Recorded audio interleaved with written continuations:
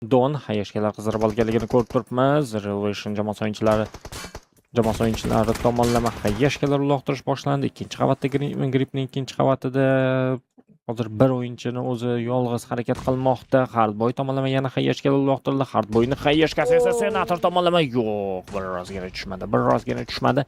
Transportlarga o'tirish boshlandi. Krevetka burchak olib olganligini ko'rib turibmiz. Krevetka albatta ehtiyotroq bo'lish kerak. Hardboyni tanasi bilan yopsa ham bo'ladi-ku.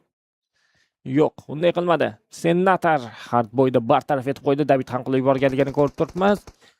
Va endi to'rguvchi vaziyat va Danger Sport jamoasi o'yinchilari birozgina bosim o'tkazishni boshlasa ham bo'ladi. Hayashkalar qizdirildi, uloqtirildi, krevetka yaxshigina o'rin qabul qilib olganligini ko'rib turibmiz.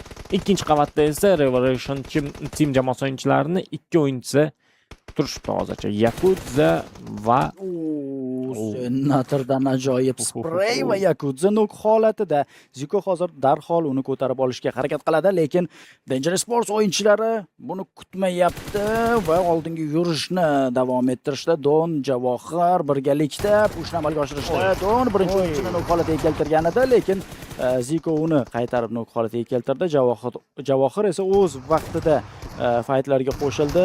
Oxirgi bo'lib Rigina yetib kelyapti. Senatorni Yakuza nok holatiga keltiryapti. Ajoyib. Javohir 1800 raqibini nabid qilib yuborishga harakat qilib ko'rdi, lekin bu yerda hozir Yakuza yaxshi yana bir raqibini holatga uchratib qo'ymoqda va Javohir 1800 bilan birga bir vaziyat.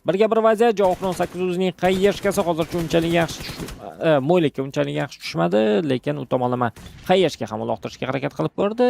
Yakuzani qayershkasi esa u ham unchalik faol bo'lmadi. Yana bir mo'ylik.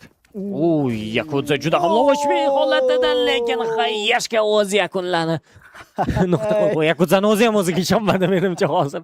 Kutmagan edi. O'sha pozitsiya